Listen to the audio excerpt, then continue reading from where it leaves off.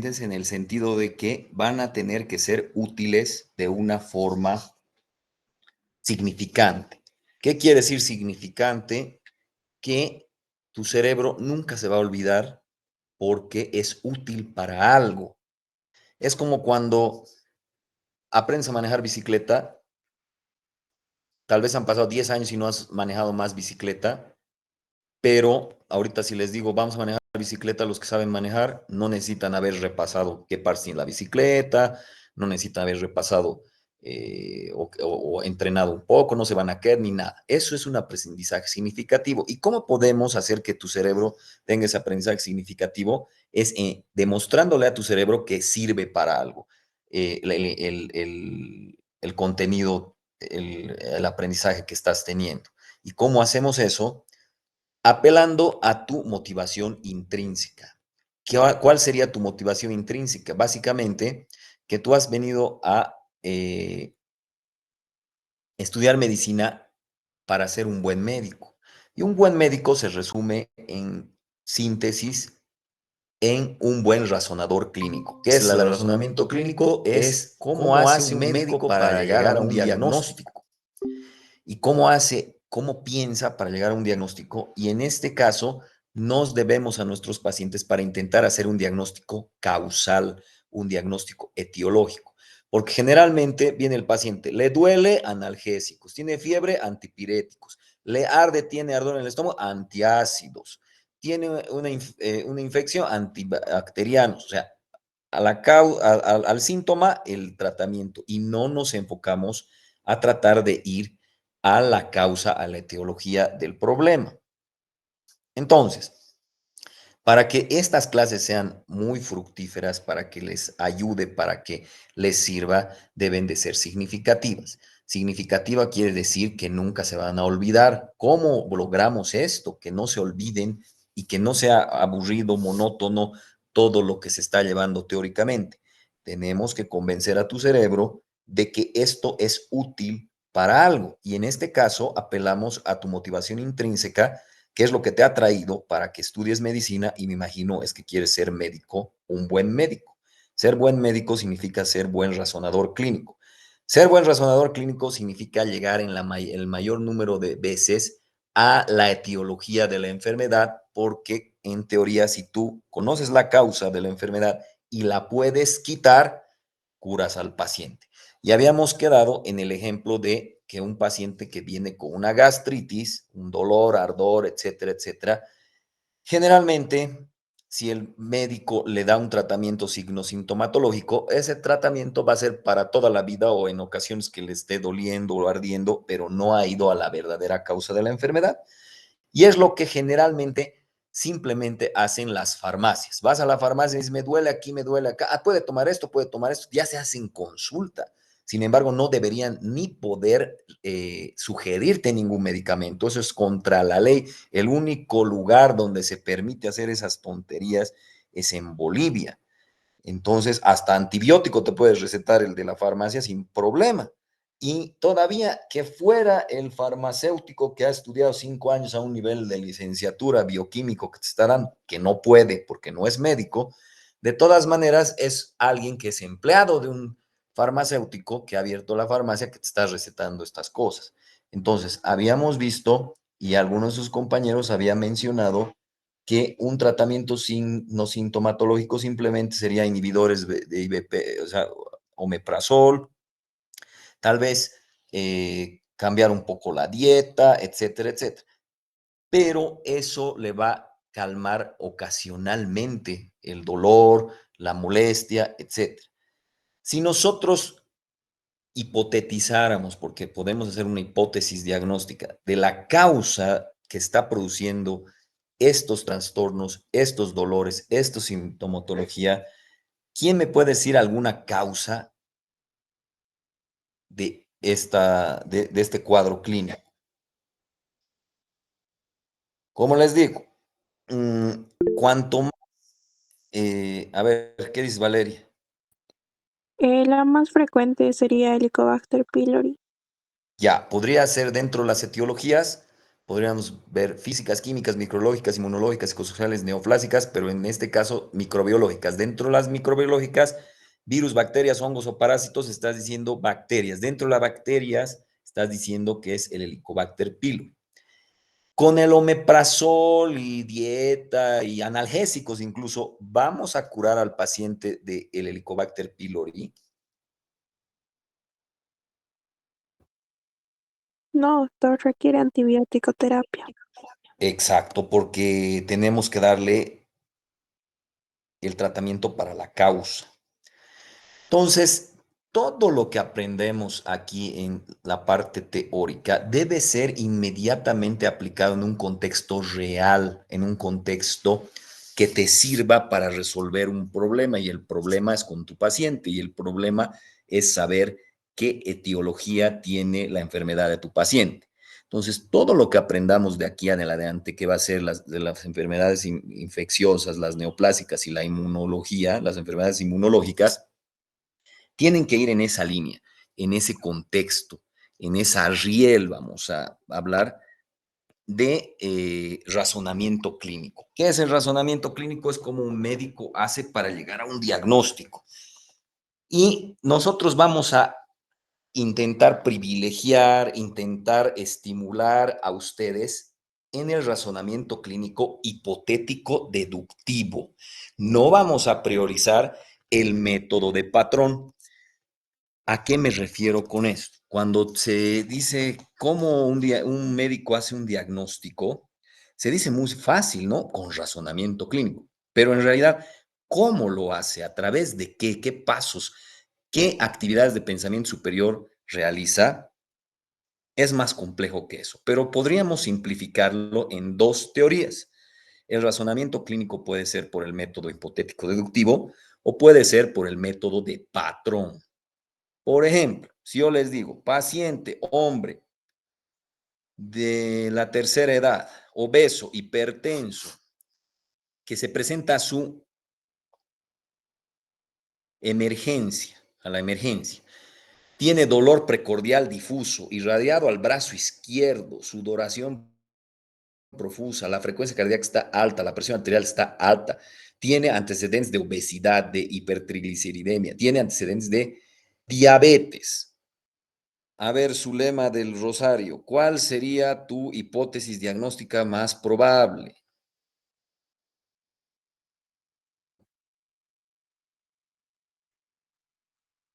¿Qué puede estar teniendo este paciente?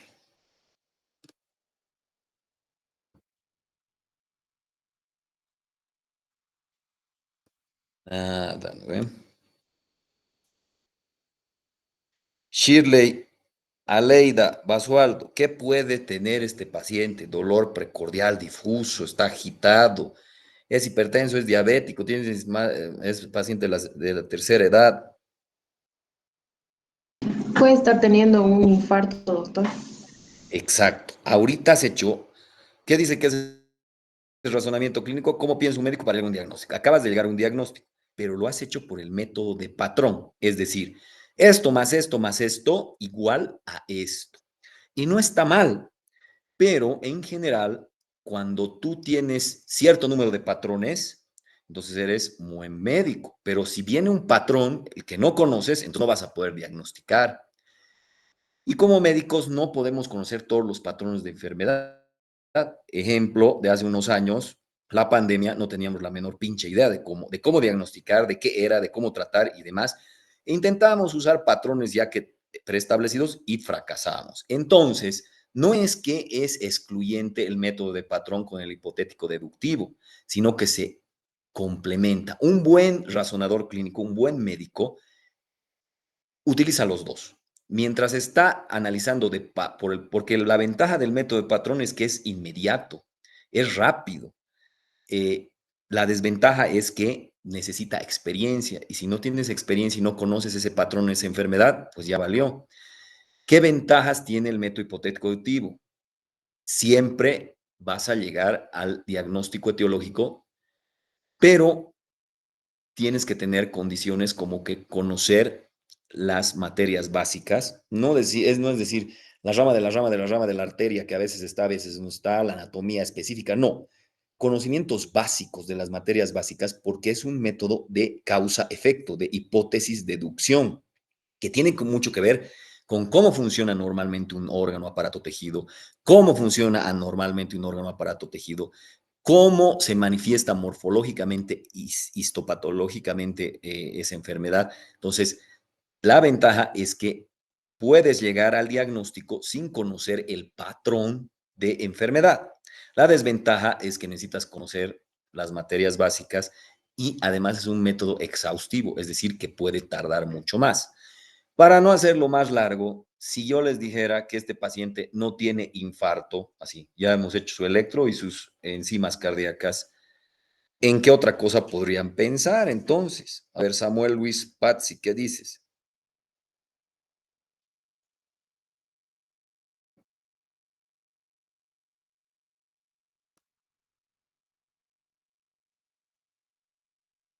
Con Dori Mejía, ¿qué dices?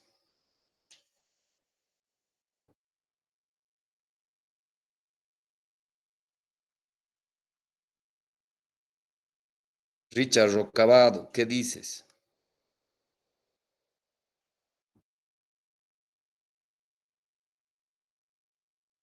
Raúl Zambrana Meneses, ¿qué dices? Podría pensar, doctor, en una coronariopatía. ¿Qué significa una coronopatía? Bueno, una obstrucción de una arteria coronaria. Ya, y a la obstrucción de la arteria coronaria, ¿qué se le llama pues a eso? Empieza con A y hay clasificaciones, ya han visto en fisiopato también. Una aterosclerosis, doctor. La aterosclerosis puede ser la causa de la isquemia, que es disminución del flujo, pero el cuadro clínico de dolor precordial, difuso y que se asocia, por ejemplo, a actividades y demás, se llama ¿qué? Empieza con A, luego viene una N. ¿Qué dice Alfonso? Angina.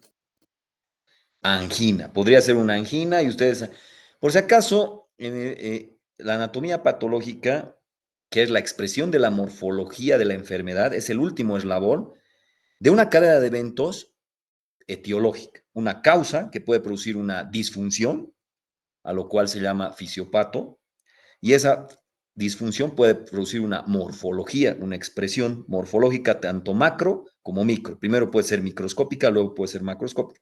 Es por eso que van a disculpar, pero parece que yo enredo en estas teóricas y me estoy metiendo con medicina interna, con fisiopato, con semiología, con bioquímica, con fisiología, con anatomía. Sí, porque la anatomía patológica es lo último que ha pasado después de un proceso de enfermedad, una causa que altera una función, que le da una disfunción y que esa disfunción altera morfológicamente, primero tal vez molecularmente, luego histológicamente y luego macroscópicamente. Entonces, de todas formas, ahorita el diagnóstico ha sido por eh, patrón, es decir, que me dicen angina, me dicen infarto. Lo más resaltante de esto es que cada año que pasa, me dicen menos o casi nada. Hace unos 5 años, cuando yo les preguntaba a un paciente que lo encuentran con dolor precordial, bla, bla, bla, 5 o 10 causas me daban, porque probablemente en fisiopato y en semio las aprendían. Ahora parece que es como con cuchara que hay que sacar difícil, no me dicen nada, como si no hubieran aprendido ni fisiopato, ni semio, ni nada. De todas maneras, yo les digo, no es angina, le hacemos un Doppler y una ecografía Doppler y demás, y no es angina. ¿Qué causa del dolor precordial podría existir? A ver, ¿qué dices, Natalie, Vanessa, Ayaviri?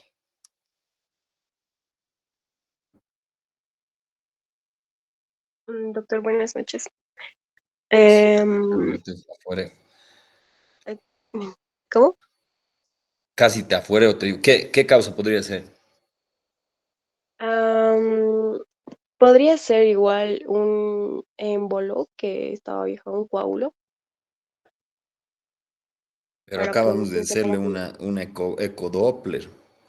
A ver, Mm, más fácil. ¿Qué causas de dolor precordial conocen o han llevado en fisiopatos? Si no le voy a decir al doctor Erostegui, voy a ir a quejarme. Esto está grabando y además están saliendo en Facebook Live. Así. Para mil, ¿cómo es? Para 14.000 personas, por si acaso. Y es la San Simón, Tal ¿cómo vez es? enfermedad Valeria, por ¿qué dices? reflujo. Sí, podría ser, no necesariamente una causa coronaria o cardíaca, podría ser un reflujo. ¿Qué otra causa? Y si no son estas causas, porque en algún momento nos vamos a quedar sin repertorio, ¿no? Sin patrón. Entonces es ahí lo que resalta que el médico tiene que tener habilidades de pensamiento superior como metacognición, inferencia, transferencia, deducción, pensamiento lateral para poder hacer una hipótesis de deducción por el método hipotético deductivo. Esta clase no es de razonamiento clínico. Yo sé que los que son mis estudiantes en práctica tienen algo de noción porque las primeras clases hemos llevado los métodos de razonamiento clínico como una herramienta de enseñanza-aprendizaje porque todo el día los jorobo, ¿no? No les doy clases tradicionales. Nosotros en la práctica no hacemos clase de dibujo artístico y memoria fotográfica. Yo creo que a lo largo de los años ha debido cambiar un poco esto porque hace 2 años que he hecho el plan global diferente en la materia de anatomía patológica y se supone que debería estar diferente el aprendizaje. Pero a ver, Daniela Camila Vargas, ¿qué haces en práctica?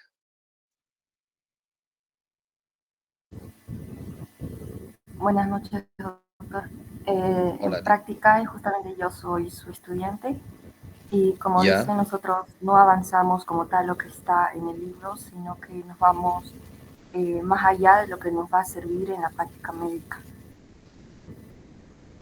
Ya, entonces lo que yo quisiera que los otros docentes, porque ya es otro plan global, es que no les hagan como en histología, ¿no ve? En histología, ¿qué hacían ustedes? Dibujaban con un ojo así compartiendo un microscopio, un ojo y otro ojo, dibujaban y hacían un álbumcito de histología y memorizaban esas fotos y luego les mostraban esas mismas fotos, o sea, en el microscopio y a ver si ustedes podían eh, identificar o memorizar eso. Y eso no tiene sentido, ni siquiera para un patólogo. Un patólogo no hace el diagnóstico de esa forma. No son iguales todos los cánceres de estómago, no son iguales todas las gastritis, o sea, no se puede abordar como una imagen eh, y tratar de buscar la misma imagen similar para diagnosticar. Entonces, lo que nosotros tenemos que aprender en anatomía patológica, como es el último eslabón de una causa que da una disfunción, que da una morfología, es a tratar de integrar esto. ¿Cómo se puede integrar? Las competencias que estamos empezando a avanzar en la parte práctica con mis grupos prácticos. Descripción macro, ¿qué es eso? A ojímetro, tú vas a ver una lesión en estómago, en piel, en cavidad oral, en una radiografía, en una tomografía, y vas a decir por lo menos si hay lesión o no hay lesión, si es reactiva, si es neoplásica, si es benigna, si es maligna, si es epitelial, mesenquimatosa, todo eso. Después de que tú hayas visto a ojímetro, seguramente quieres tomar una biopsia. Entonces tienes que saber cómo tomar la biopsia, en qué mandar la biopsia para que no se arruine, no se pudra, no se destruya, qué vas a escribir en la hoja de solicitud. Y después de que mandes a patología, te va a dar un reporte anatomopatológico, ¿no ve? Y ese reporte lo tienes que leer, lo tienes que entender, lo tienes que interpretar para no, para explicárselo de una manera facilita al paciente. Entonces, básicamente ese es el esquema mental sobre el que vamos a andar. Entonces, lo que yo les voy a pedir y les voy a cobrar en los exámenes teóricos es full razonamiento clínico. ¿Por qué? Ah, doctor, ¿por qué me pone casos clínicos si estoy hablando de anatomía patológica? Porque la anatomía patológica es el último eslabón de una cadena de eventos, de una causa que puede ser física, química, microbiológica, inmunológica, psicosocial, que da una disfunción. O sea, tienes que conocer la fisiología normal, la función normal, y la alteración de la fisiología normal se llama fisiopatología Y finalmente da una repercusión o una alteración histológica que luego se puede ver a ojímetro, o sea, con tu ojo desnudo, o sea, macroscópicamente. Entonces, el examen de los 3 capítulos que yo voy a dar va en función a full razonamiento clínico y no un full razonamiento clínico de patrón. Es decir, que no van a aprenderse 50 casos clínicos para que en el examen salgan 10. No. Simplemente van a aprender la parte teórica como insumo para poder razonar hipotética deductivamente y llegar a un diagnóstico. ¿Y por qué se hace de esta manera? ¿Por qué yo hago de esta manera estos exámenes? Porque van a ver y se va a dividir bien marcado. O te va a sacar un 0, 10 o 15 o 20, o te va a sacar un 80 o un 90. O sea, pareciera que es como que, no, es que el doctor Villarroel les da sus preguntas eh, a sus estudiantes de práctica. Mentira. Hay algunos estudiantes que no son míos y que sacan más que incluso que mis estudiantes de práctica. ¿Por qué? Porque aprovechan y van paso a paso conmigo en esta línea de pensamiento lógico de que te quiero enseñar cosas que vas a usar en el razonamiento clínico para llegar a un diagnóstico y es útil. Eso es lo que le vamos a convencer a tu cerebro y eso va a hacer que sea significativo, lo que va a hacer hasta que te dé una motivación intrínseca tremenda. O sea, vas a querer estudiar eso, vas a querer aprender eso porque estás viendo que está sirviendo y eso va a hacer que sea muy difícil que se te olvide en el futuro. De esa forma va a ser el examen. Entonces, olvídense preguntas como que la inmunidad humoral se divide o son enfermedades autoinmunes tales o el lupus tiene estos síntomas y sí, no. Preguntas enciclopédicas memorísticas, olvídense. Es por eso que cuentas claras, amistades largas. Yo me tomo paso a paso y si es necesario más de 2 clases a la semana, se da. Si es necesario más horas de 1 hora a la por sesión, se da. Si es necesario que me vengan a buscar al gastro, a la dirección del gastro, para que personalmente a un concepto no se haya entendido y necesites la tutoría mía para que te explique por qué es importante y por qué se puede aplicar en un paciente, se puede. Siempre les ofrezco las mismas cosas cada año. El problema es que cada año disminuye la motivación intrínseca. Si esto lo hubiera ofrecido hace unos 15 años, cuando yo llegué, escúchame, seguramente que de los, no sé cuántos serán, 250 o 300 estudiantes en tercer año de la carrera de medicina, seguramente por lo menos unos 100 o 150, o sea, la mitad vendría a buscarme o llamarme o whatsappearme o entraría a la clase teórica. Porque ahorita son 39 personas en la clase teórica. Y en realidad creo que ustedes son 300 personas. Pero cada año disminuye esta motivación. Y en realidad nos quedamos con la gente que realmente quiere ser buen médico. Cada año también les hago esta propuesta y siempre fallan terribólicamente. Les digo, por cada clase que estén, clase teórica, ¿no? De lunes o de miércoles, por cada 100 personas que entren, yo les voy a dar la tuición de hacer una pregunta como les dé la gana. Así, tal cual la pregunta que hagan de inmuno o de neoplasias o de infecciosas, tal cual la voy a poner así en el examen teórico, por cada 100. O sea que si en esta clase hubieran entrado 100, ya tienen una pregunta. Si tienen 200 personas en esta clase, ya tendrían 202 preguntas. Si tendrían 300 personas en esta clase ahorita, porque estoy apelando a la motivación extrínseca, no al látigo hacia afuera, sería que no tendría que yo proponer estas cosas, pero ni modo, como son la generación de cristal, ustedes de esta forma tal vez se motivan con motivación extrínseca.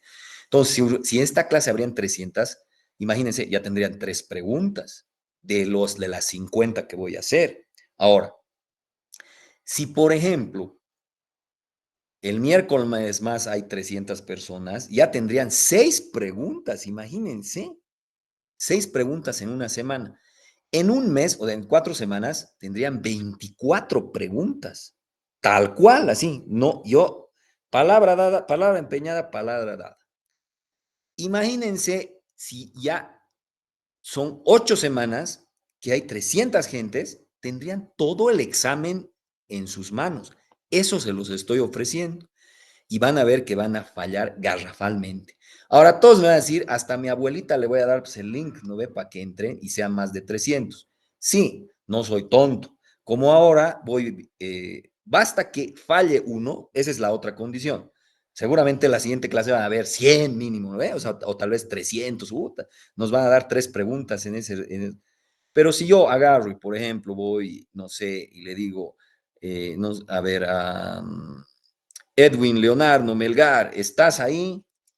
Y Edwin Leonardo Melgar, ¿estás ahí presente? Presente, doctora. Ya, listo. Entonces ahí se salva, ¿no? Entonces yo voy dando la clase y voy abajo, ¿no? De los 300 y elijo uno y está en bolas, o sea, o no está, digamos, el estudiante, o sea, solo lo ha aprendido y demás, ya se anula, a pesar de que hayan 300 ese día en GENS. Ahora, la otra también es, no importa, aunque sea mi abuelita, mi tatarabuelita, mi prima, mi primo, que esté ahí y aunque cuando le pregunte el doctor diga, no sé, no tengo idea, también me doy cuenta. Entonces le pregunto, digamos, a José Ricardo Beizaga, ¿qué diferencia entre el razonamiento clínico hipotético deductivo y el de patrón? Y está en bolas, tal vez me dice, pero no, esa parte no le entendió bien. Finalmente le digo, ¿qué acabo de decir José Ricardo Beizaga? Y no me sabe decir qué, igual se va a la chingada. Entonces, la propuesta está sobre la mesa. La propuesta es, por cada 100, ustedes pueden hacer la pregunta y es si tal cual va a entrar en el examen. Si vendrían 300, serían 3 preguntas. Si por semana serían 6 preguntas. Por 4 semanas serían 24 preguntas. En 8 semanas serían 48 preguntas. O sea, ya están así. La propuesta está tal cual. A ver, cómo vamos a ir en esto. Pero les digo que el examen va a ser rudo en el sentido de razonamiento clínico. Todo lo que llevemos, y lo que llevemos es del libro de patología estructural y funcional del Robbins, donde, oh sorpresa, pueden enterarse que existe el libro de preguntas y respuestas, por si acaso. También existe el libro del compendio del Robbins, por si acaso, si no lo han podido, no sabían que existía. Para todo ello, por eso hemos hecho el grupo de WhatsApp para todo su año, donde voy a poner los links del Drive, donde están todos los libros, no necesitan ni comprarlos, los tenemos en PDF, ¿ya? Pero ya para terminar y para entendernos bien, el primer capítulo que vamos a llevar son enfermedades del sistema inmunitario. O sea, nosotros no, yo sé que el sistema inmunitario ustedes lo entienden como enfermedad directamente. ¿Por qué? Porque el sistema inmunitario, la principal función del sistema inmunitario es protegernos contra enfermedades, ¿no? Entonces, en anatomía, en histología, en fisiología, ya en bacteriología incluso, cuando ya han hablado del sistema inmunitario, ya han hablado de enfermedades. ¿Por qué? Porque el sistema inmunitario me defiende contra enfermedades.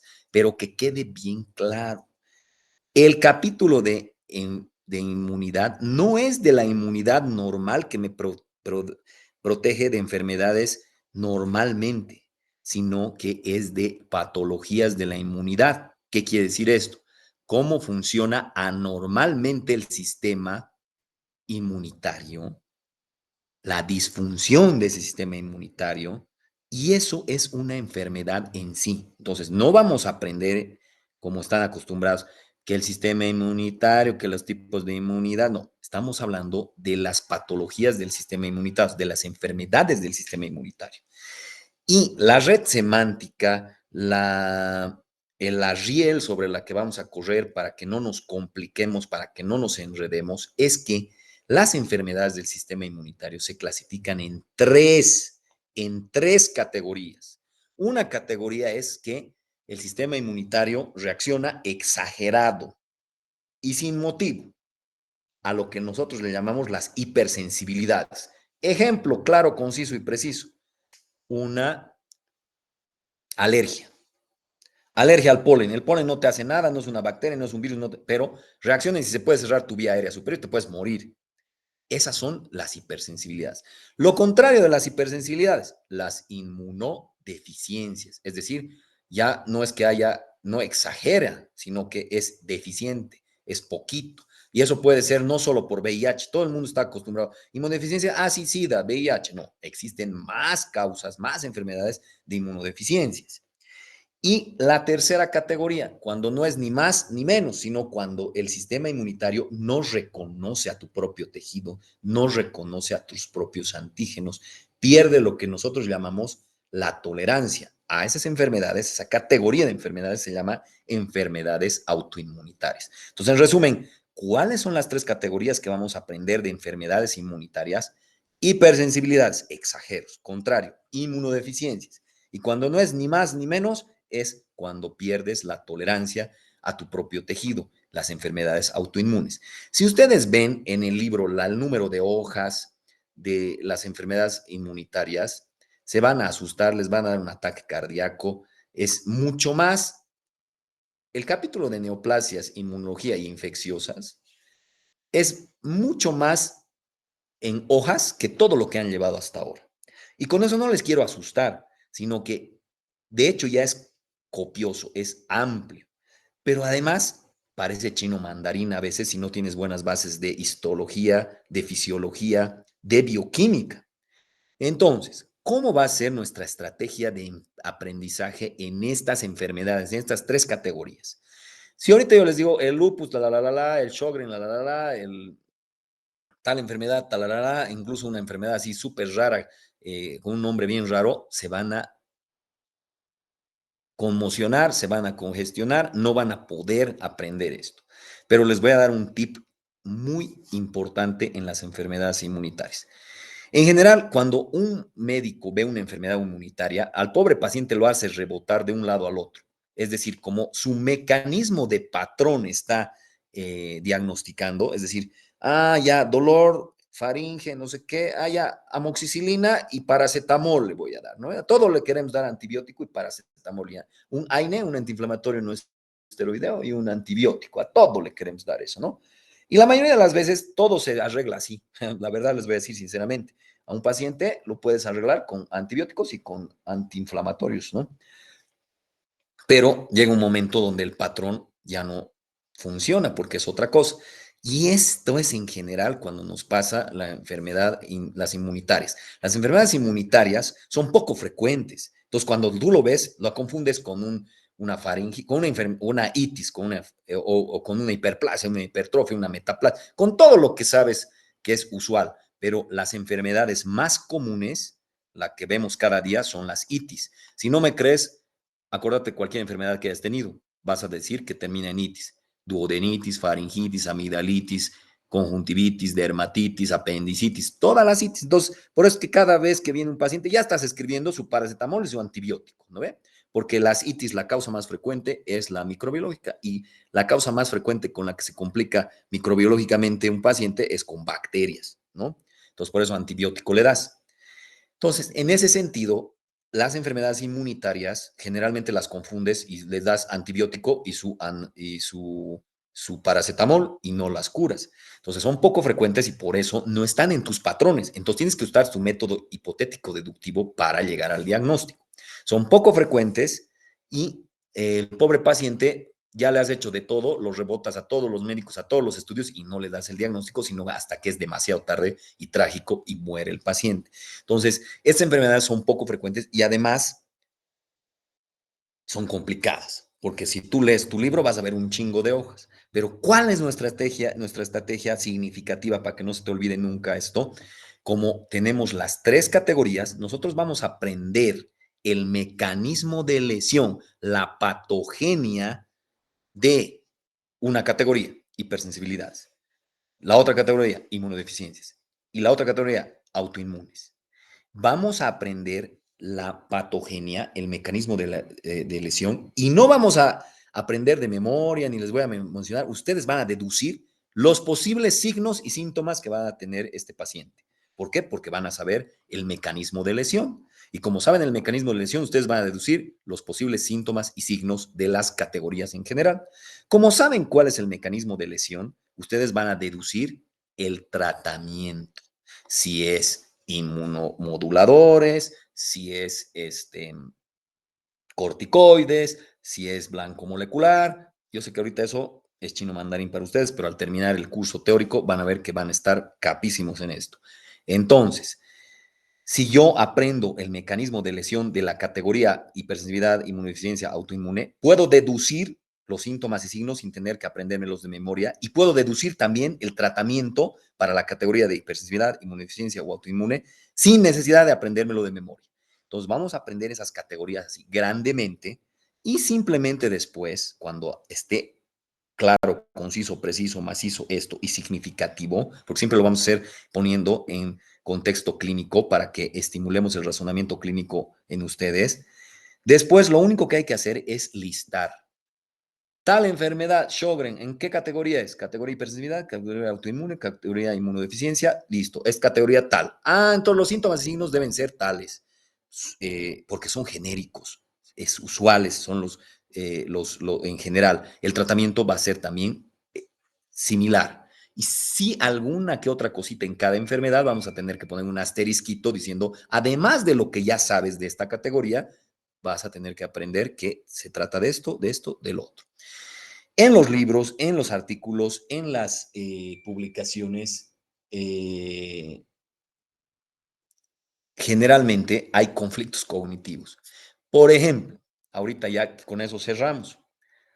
La diabetes tipo 1, ¿qué tipo de enfermedad es? ¿Es una hipersensibilidad? ¿Es una enfermedad autoinmune? ¿Es una inmunodeficiencia? Aunque no crean, hay libros que están equivocados incluso en estos conceptos. Hay artículos que están equivocados. Ahora, ustedes conocen qué es la, la diabetes, se han hablado un montón, seguramente en farmaco, en fisiopato, en semio también, ¿no? Pero a ver, la diabetes tipo 1, ¿qué categoría de enfermedades es? ¿Categoría de hipersensibilidad? ¿Es una inmunodeficiencia o es una enfermedad autoinmune? A ver, ¿qué dices? ¿Dónde estás? Alejandro Nicolás, ¿qué dices? ¿Qué podrá ser?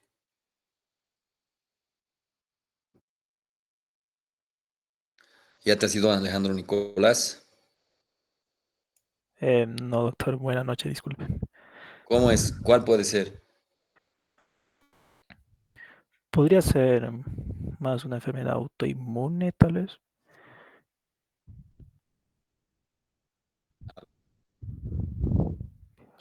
Alguien dice algo a lo contrario. A ver, ¿qué dice Alfonso de la Torre? ¿Qué será una diabetes tipo 1? ¿Es una hipersensibilidad? ¿Es una inmunodeficiencia? ¿Es una enfermedad autoinmune? ¿Cómo será?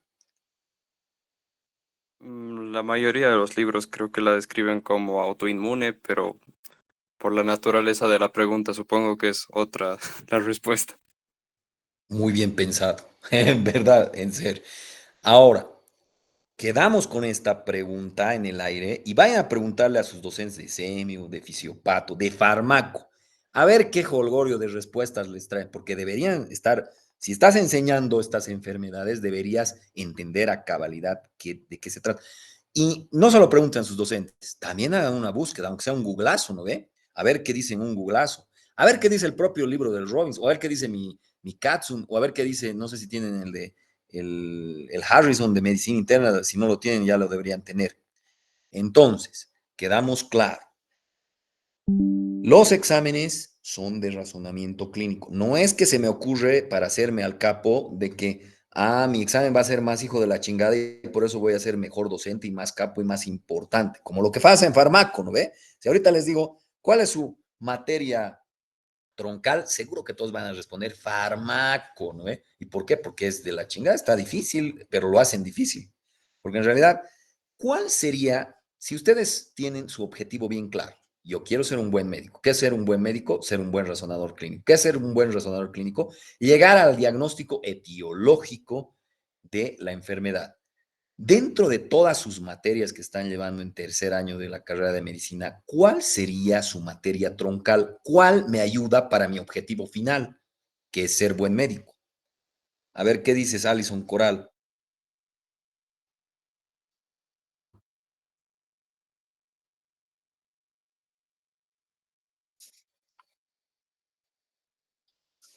Sí, porque semiología te hace estudiar la semiotecnia para sacar los síntomas y signos. Y de a partir de los síntomas y signos, tú haces un proceso de razonamiento clínico, o por método de patrón o por hipotético deductivo, para tratar de llegar a la causa de la enfermedad, a la etiología, ¿no ven? Entonces, su materia troncal tendría que ser semio, no tendría que ser fármaco. Ahora, a veces yo digo, ¿cuál es la materia troncal en las teóricas? Y para hacerme la barba, ¿no ve? Anatomía patológica, me dicen, no. No es la materia troncal, pero es el último eslabón de una causa que produce una alteración funcional. ¿Y esa alteración funcional cómo se expresa? Probablemente con síntomas, con representación subjetiva de la enfermedad. Y esos síntomas también pueden tener asociados signos, que son representaciones objetivas de la enfermedad, o sea, cosas que se pueden medir, palpar, eh, comparar, que tiene que ver con qué, no con la fisiopatología, más con la anatomía patológica, porque la anatomía patológica estudia la morfología de la enfermedad, tanto macro como micro. Y después de todo eso hay un tratamiento que puede ser quirúrgico o farmacológico, ¿ve? Entonces ahí es donde está en el esquema mental, digamos, la farmacología y la técnica quirúrgica, si ustedes quieren. Entonces, van a preguntar a sus docentes de semio, de fisiopato, de farmaco en especial, me importa más, ¿qué había sido la diabetes tipo 1? ¿Es una hipersensibilidad? Es una... por si acaso las hipersensibilidades se dividen todavía en tipo 1, 2, 3 y 4, pero eso lo vamos a ver en la siguiente clase. ¿Es una inmunodeficiencia o es un autoinmune? ¿Y qué dice un googlazo? ¿Y por qué en un googlazo se contradice? Me van a venir a decir. Entonces, está claro, el examen va a ser de razonamiento clínico para poder estimular su aprendizaje significativo. Todo lo que aprendemos aquí en teoría tiene que ser directamente e inmediatamente aplicado en un contexto real, con un paciente real, porque eso lo va a hacer significativo. Y cuidado que me estén reclamando y me estén haciendo cartas al fin de año, que no sé qué, que curva, que otro, que cámbienlo al doctor Villalobos. Así es el examen, ¿ya? Es un examen de razonamiento clínico con casos clínicos que obviamente utiliza el conocimiento anátomo-patológico para resolver estos casos. Adicionalmente, aunque no sean mis alumnos o estudiantes de práctica, deben de conocer, porque está en el plan global, las 3 competencias al menos, que es descripción macro, que es saber a ojímetro cómo decir si es lesión reactiva o neoplásica, manejo de la biopsia, cómo mandas la biopsia, en qué mandas la biopsia, interpretación del reporte anatopatológico. Cuando te devuelven el reporte, tú tienes que entenderlo, comprenderlo y explicárselo al paciente. Y adicionalmente a esto hay el transoperatorio, es otra competencia, y la que integra todo esto es el razonamiento clínico, que en el examen se abrevia RCL. Cuidado que me estén diciendo en el examen teórico, ¿qué es RCL? Los mando a la chingada, porque ya lo estoy diciendo, y varias veces en la teórica voy a decir que el razonamiento clínico manda como médicos y en las evaluaciones. Entonces, siguiente clase está de pie, que pueden hacer una pregunta por cada 100 personas que entren a la clase teórica. Pero les podría asegurar que no van a hacer ni una sola pregunta, no van a lograr poder hacer ni una. ¿Alguna duda, pregunta, observación? Bueno, nos vemos en la siguiente clase con esa pregunta de qué es la diabetes tipo 1. Nos vemos. Chao, chao, chicos. Hasta luego, doctor. Chao, Hasta chao. luego.